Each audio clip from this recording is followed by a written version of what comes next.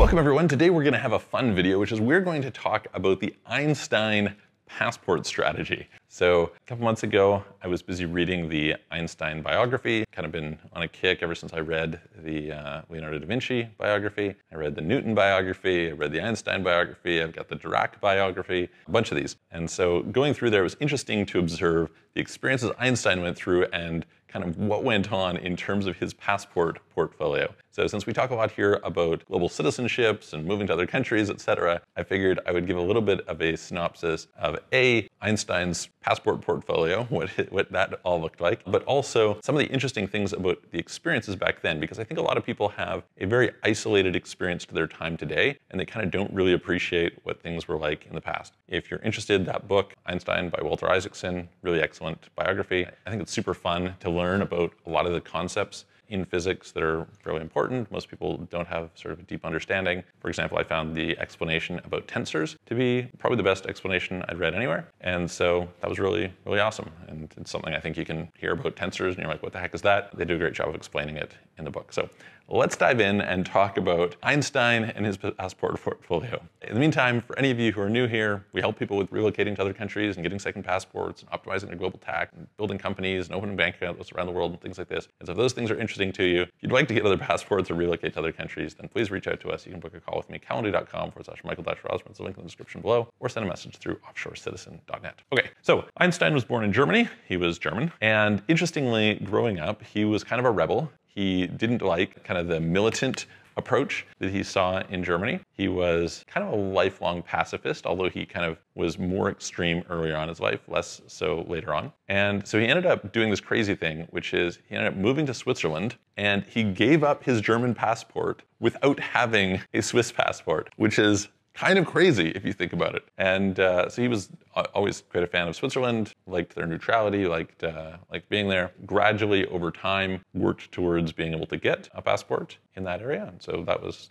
pretty cool for him. And then what eventually happened was he went through university there. He was, of course, very famously a patent clerk in Zurich and had this miracle year in 1905 where he produced 5 really high-level papers, one being special relativity, one being on essentially the photoelectric effect, which he won the Nobel Prize for in 1922. And basically, like, the output in 1 year was like, if anyone had put out one of those papers in their whole career, it was like a career-making thing. He, interestingly, was not employed in academia at the time, and it took years afterwards for him still to get a job in academia, which is quite remarkable. It was, I think, 8 years after he got his PhD before he actually got a job at a university. And so, yeah, pretty interesting how kind of these things work. But eventually, he was in a situation where he was offered a job in Prague to go and work there. And one of the requirements was that he needed to have a citizenship there. And so he was able to get the citizenship in there. At the time, I believe this was part of the Austro-Hungarian Empire. And so that was the passport that he got. So he kind of added that to his Swiss repertoire. Then he ended up going to Berlin. Berlin was sort of the physics capital of the world at the time. And so it was great for him to go there and to participate with, you know, a bunch of the other brilliant minds and do a bunch of work there. And so when he went back and kind of went through things because of his kind of recognition, and they got him a German passport again. So he had that. And then as time went forward, so he had general relativity, won a Nobel Prize, all these different things. That might have been before he moved to Berlin. I don't remember exactly the timeline on there. But he was traveling the world, kind of giving lectures and seeing different parts of the world. He was a huge celebrity. Like, it's hard to appreciate how much of a celebrity Einstein was. And so he was traveling around and giving lectures at various different universities in the US and UK and other places like that, which he thought was rather nice. Now, it's noteworthy that during World War I, he basically couldn't cross the border, or it was very limited ability for people to cross the border. So I think one of the things, like, you know, during COVID, we had sort of this lockdown and people couldn't cross borders, and it was like, you know, seemed like this huge shock. It's worth noting that, like, this is not a historically abnormal thing. It's happened at many points in time, and that was some of the stuff that happened in the time of Einstein.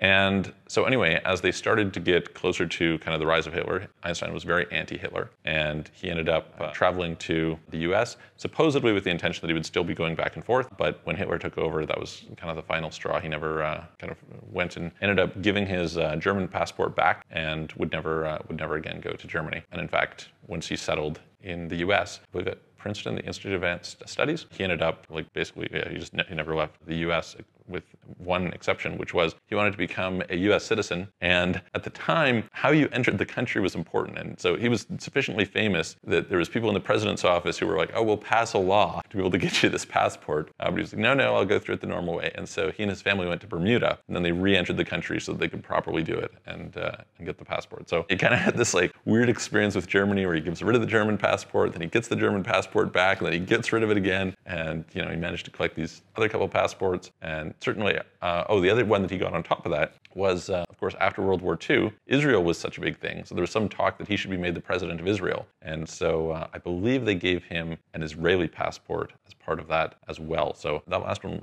maybe you should fact check me on. But anyway, quite a impressive passport portfolio. And so I guess maybe one of the lessons is, if you want to have a great passport portfolio that you don't have to pay a lot for, become a famous scientist who contributes a lot, or some sort of great celebrity who has some notable contributions, and all kinds of people will be lining up to give you a passport. So anyway, of course, not all of us have it that easy, but I thought it was like a fun little story for somebody like me who kind of spends a lot of time thinking about passports in different countries and helping people with these sorts of things, to see how he did it way back in the day. So let me know if you have any questions, put them in the comments below. Reach out to us if you would like help with relocating or getting second passports or any of that sort of thing. And check out the book. It's always great to learn about great people. I will see you on the next video.